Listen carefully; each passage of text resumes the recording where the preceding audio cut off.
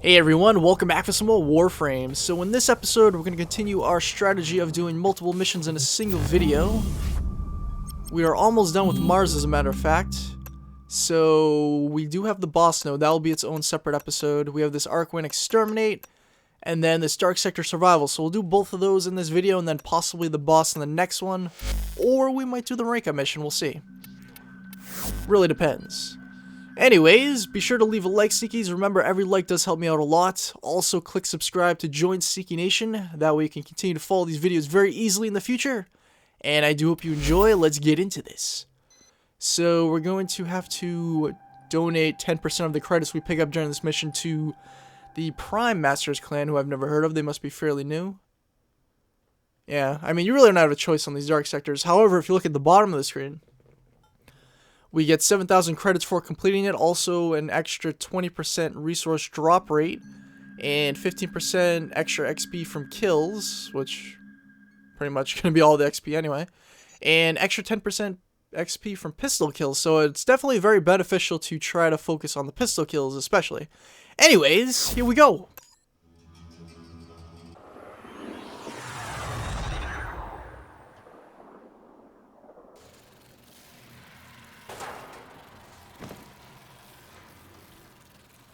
Infiltrated, here we go. While a lone Tenno operative hunts for supplies, set off the alarms to start. Alright, so we really don't need to go over the basics of survival missions. We've done that enough episodes in the series at this point. The infested are releasing toxic spores into the area. The emergency life support I am delivering is your only chance for survival. So yes, this is the Warframe shotgun. It has been in the series for a while.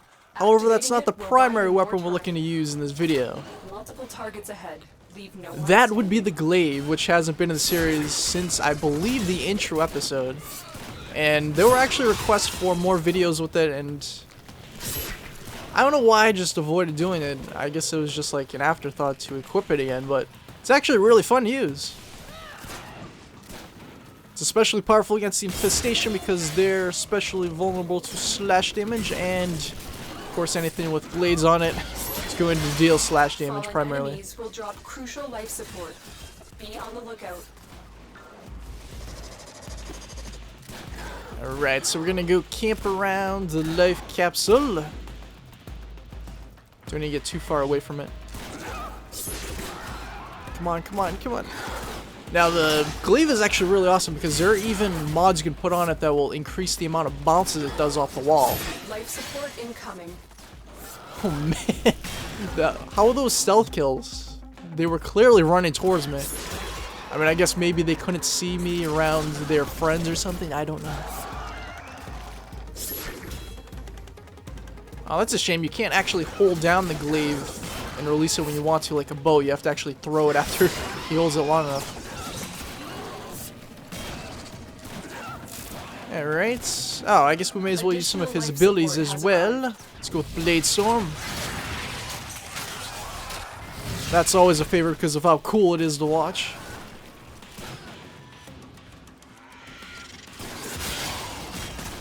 And yes, the Glaive can not only be thrown, but it can be used like a regular melee weapon, which is actually a little bit boring. Specifically because you know you can throw it, so why are you gonna hold it and just slice people with it? Throwing's always the most fun option. This actually gives you range for melee, which is something that most melee weapons actually cannot offer you.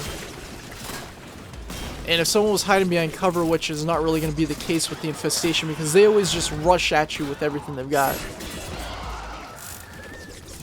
Primarily because they don't have range attacks. At least most of them don't. However, if I was facing like the Grenadier or the Corpus, they'd be taking cover behind different objects and everything. I could throw this and it would bounce behind the cover and take them out. It's really awesome. I wonder if I'm going to be able to pull off this stealth kill. Little challenging mobobber thingy. Certainly seems plausible. Alright, I guess we have to use this at this point. Ideally, you never want to use the life support this early. However, I'm not really able to kill the enemies as fast as I need to delay that as long as possible.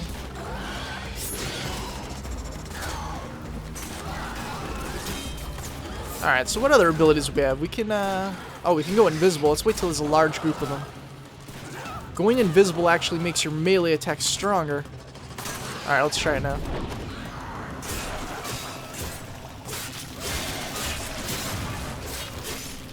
Always a good time. Oh man. Good stuff. Now keep in mind, the Glaive's actually stronger right now because I believe Ash has Steel Charge equipped, which is his aura mod that increases melee weapon damage. So this may not be how strong it is with the other Warframes, at least not the ones who don't have that equipped. But still a pretty good indication of what it's capable of. Get ready for a capsule. Alright, so I guess we'll use the standard. There we go. See, this is even pretty effective too. I mean, if I modded it more properly, it could even be really effective and I could launch it a lot of times. Alright, here we go. So we have about 30 seconds left and then we're gonna hop out of here. I've delivered another life support capsule. You do that, Lotus, you do that.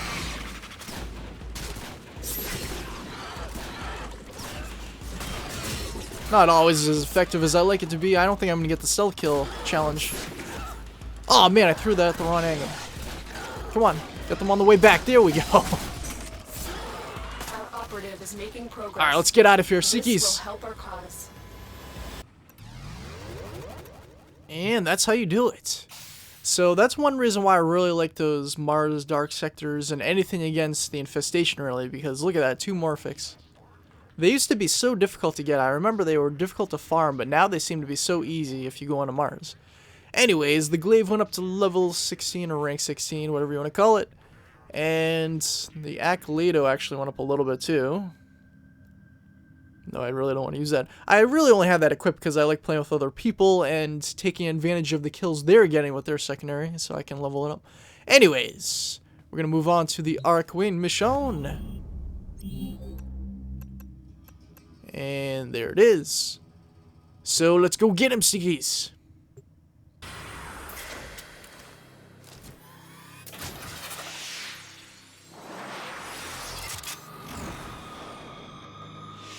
Infiltrated, here we go. Eliminate all Corpus threats. So I don't know about you, but personally, if I was Ash, I would not... I would definitely not trust my life to that damn Archwing coming out of the ship and attaching me after I jump out of it. Moving. None of the scanners have detected you. I mean, that's really putting your life in the hands of machinery and technology. Now, I'm not really sure how this is going to work out because every single episode you've seen of Archwing, with the exception of the hybrid episode I did with the PC and PS4 combined for the actual Archwing quest, everything else has been done on PC, so I haven't really been leveling up my Archwing equipment on PS4 at all. So this will be a challenge because the lowest level these enemies are is 10. However, if I can manage to rush them and use my melee like so, I should be able to completely avoid any kind of trouble that they could potentially throw my way. This area is really annoying. Let's get around all these damn obstacles. Alright. At least they can't shoot through the obstacles too, so it's kind of ineffective to them as well.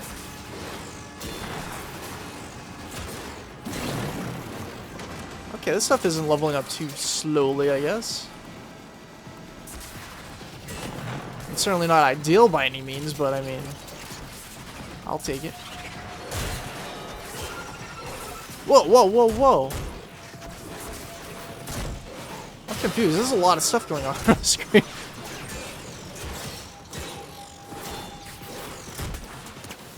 think the Archwing just a little bit too fast. The issue is when you do a melee attack and you're near an enemy, it will actually basically auto-target, so you go right up next to them.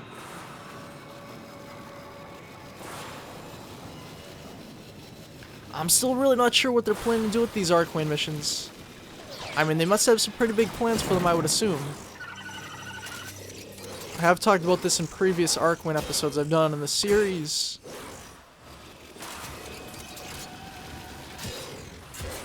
Primarily, I think it's going to be very beneficial of them to somehow combine these into the regular missions. I just like speculating, even though a lot of times that does no good whatsoever.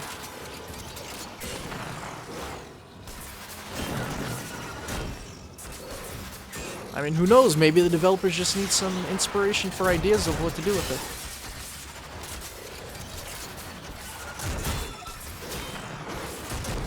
I mean, most people still don't do these missions. I know they don't because there's nobody playing this node right now. At least not on the PS4 version.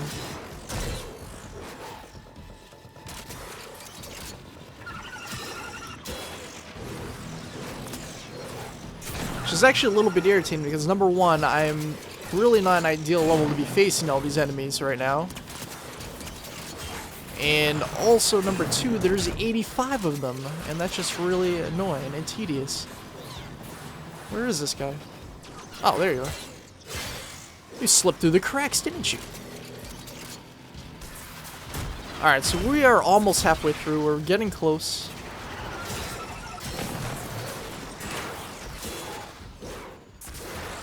Now, normally I'd use my gun, but as you can see, where is an enemy?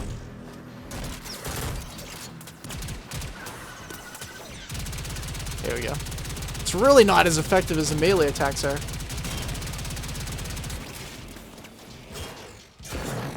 See, it takes, what, 2 slices with that? I mean, you could also make that argument kind of for the regular missions too, but really depends on the base stats and how you're modding and all that stuff. Get over here! That's actually more appropriate of a... It's not really a taunt, but something to say, because Mortal Kombat X just came out. The new Mortal Kombat. Dun dun dun! I haven't actually played that, but it does look really good. I'm not really a huge fan of those 2-player fighting games. Especially not something I'd pay $60 full price for. I don't think those hold the same kind of value that other games do.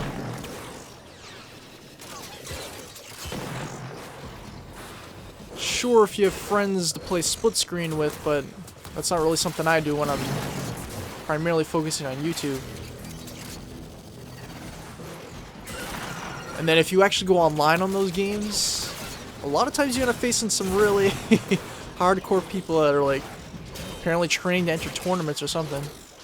A lot of people in those games also have the, what do they call them, the fighting sticks, the actual gamepad that's designed for fighting games. Kind of like if they took an arcade machine and they just like ripped out the part that has buttons on it. That's really the way the game's meant to be played. Right, anyways, we're getting a little bit off topic here. Mortal Kombat has nothing to do with Warframe. Although you could kind of make the... Oh, damn it, damn it, damn it, damn it. You could kind of make the argument that... Alright, I guess it's not really as bad as I thought it was in there. What the hell is going on over there?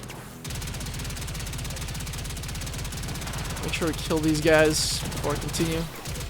Damn it!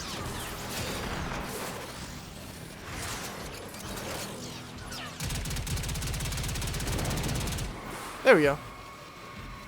Alright, as I was saying, you could kind of make the argument that having the, what do they call them? The clan dojo matches. Player versus player stuff. A little bit similar, but not really. Especially when you consider that people in fighting games can take a lot more damage and stuff than they can in this. Still have to take a look at that player versus player 2.0 that they've added. I'm not really counting on that becoming anything big in Warframe, really. I know a lot of people seem to like doing it, because people always want to fight me for some reason, even though I tell them I'm horrible, so it's pointless. Get to extraction. It's really not that entertaining to me. I don't think it's really well done in this game. Anyways, that's all the enemies. Here we go. Another job well executed. Look at that. We got some more Morphics, too.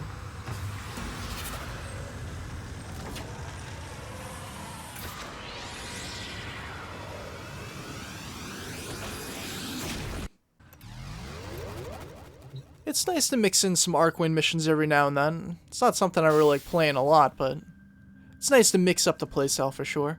Anyway, Sneakies, that'll about do for this episode. That was the last 2 missions aside from the boss node on Mars.